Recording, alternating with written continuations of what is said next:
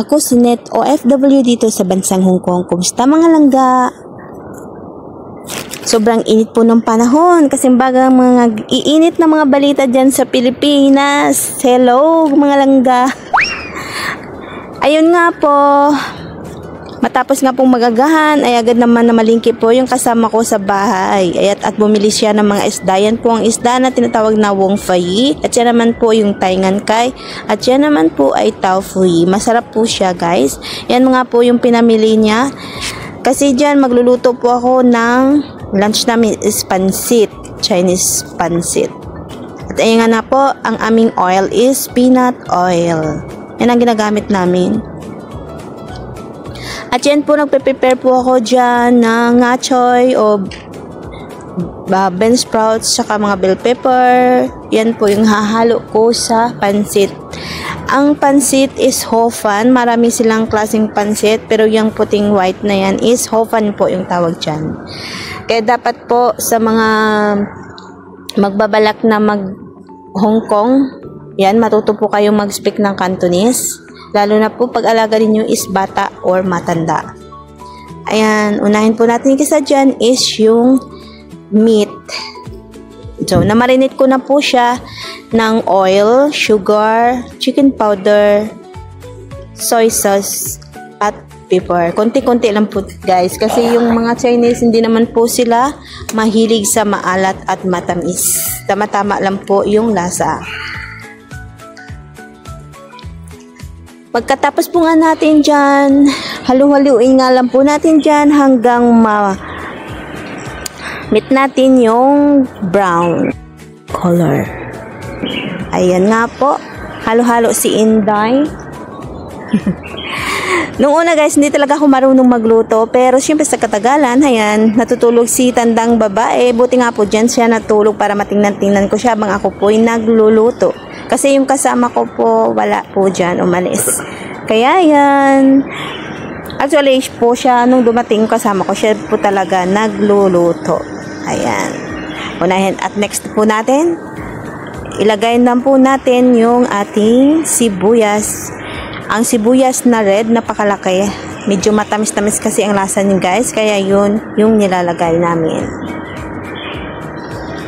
Paborito po yan, lalo ni po ni tandang lalaki. Si Bruno, paborito po niya yan. Ayan. At po, sunod na natin yung ating bell pepper. Sige lang, halo lang. Hanggang sa mahalo. Hanggang sa mahilo-hilo kakahalo. Joke lang. Ayan nga po, pagkatapos nga po dyan, lagyan na po natin ng kunting chicken powder at saka pepper. Konting-konti lang guys ang ilalagay natin. At saka wag po masyadong overcook. Pero sa akin parang overcook na po dyan kasi po nag-video po ako. Hirap po talaga pag wala pong mahawak ng camera. Next natin ihaw natin dyan is igsa naman ulit natin yung ating bean sprout o tinatawag nila nga choy sa Cantonese. Ayan nga po, para matanggal lang po yung kanyang water. Konti lang, para hindi siya ma-overcook, para may crunchy pa rin siya kainin. So, ayan nga po, habang ako'y naggigisa dyan, syempre, nagmumuni-muni tayo. Ang isip ko dyan is nasa Pinas. Always naman talaga nasa Pinas. Kapag nasa abroad tayo, ang iniisip natin lagi nasa Pinas. Gusto mo nang umuwi, pero pagdating sa Pilipinas, gusto mo nang bumalik sa abroad kasi ubos na yung pera. Hanggang sa hindi na ako makapag for good. Ayan nga po, ang tagal ko naman dyan magluto. Sabi ko, i-blanch ko lang, konting ano lang eh. Ayan. At pagkatapos nga po natin iahon dyan, isunod naman po natin yung ating Ho Fun. Yun yung white noodles. Marami pong klase ng noodles. Mayroon pong rice noodles, yung tinatawag na ng chow fun, mga yellow. Marami po silang klase ng noodles. Yan nga po.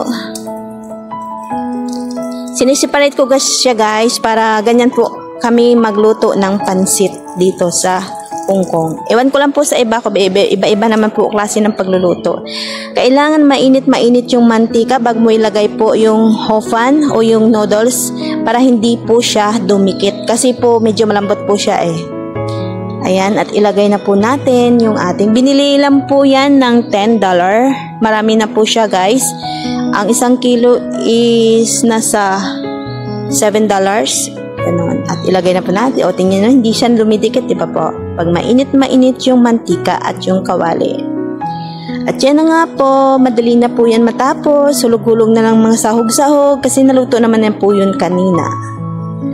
At saka po guys, kung sa iba po, hindi siya overcook. Kaya lang matatanda yung kumain, kaya kailangan medyo soft siya. Kasi sinatanda, alam mo na, walang mga ngipin na kahit nakapustiso. Gusto nila yung pinakamalambot. Or minsan nga, durog na talaga. Pero ako gusto ko sana yung half cook lang talaga. Pero sinatanda ang kakain, so kailangan nating i-overcook. Ayan nga po. Kailangan natin mag-adjust kapag matatanda yung kakain. Halo-halo lang, halo kay ubi. Char.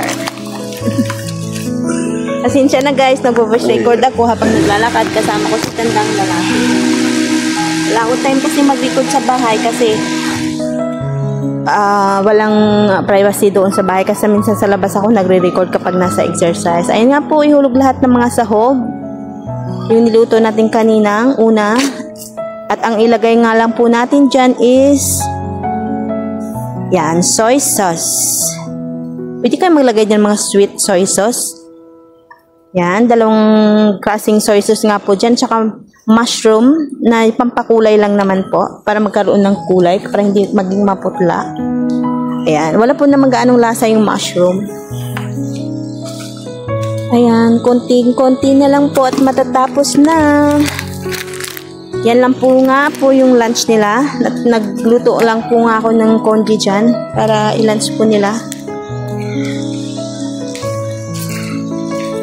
Masarap talaga po guys. Try nyo po. Kahit sa Pilipinas, magluluto po ako dyan. Lutuan ko po yung aking asawa. By the way, magaling magluto ang aking asawa. Pero sabi nga po niya, ako naman po daw ang magluto pagdating ko. Char. Baka ibang luto yun. Pero hindi, ano ka, matutulog at umilata lang ako. Di naman. Yan nga po, kinakansya-kansya ko na dyan yung kanyang kulay. Ayan, at malapit na po siyang maluto. Ayan. Si Bruno po, doon po siya sa kanyang kwarto natutulog. At si Bruhan dyan pa rin sa sofa. Ayan. Try natin kung masarap na po talaga siya. Yummy. At ready to serve na po. Mahirap po talaga pag walang naghawak yung kamay na standby. Ay, kanina ka pa halo ng halo. Tanggalin mo na yan. Overcook na. Pero yan po talagang gusto nila, tanda ko. Ayan po, yung apoy po niya is nasa medium heat lang po.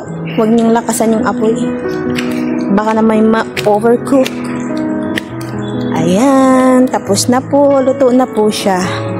At yan na po yung outcome. Wow!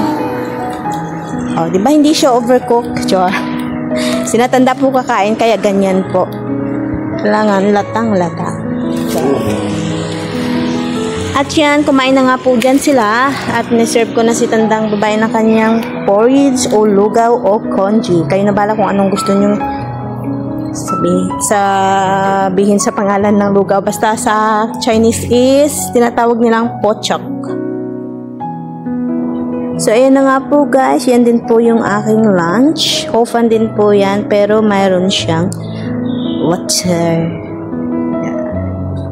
Tara guys, kain na po tayo.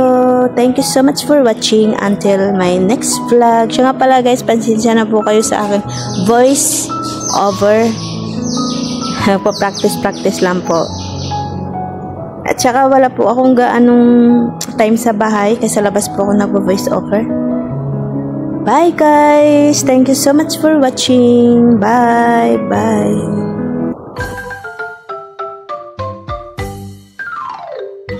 Di bali kung walang wheelchair, nakuha ko.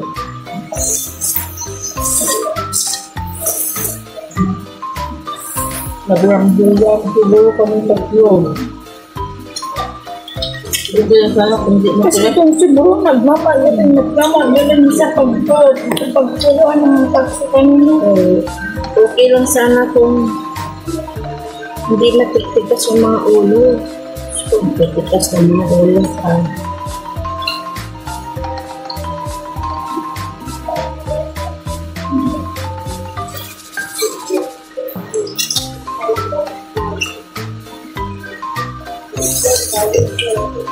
Nakakaya kaya sila.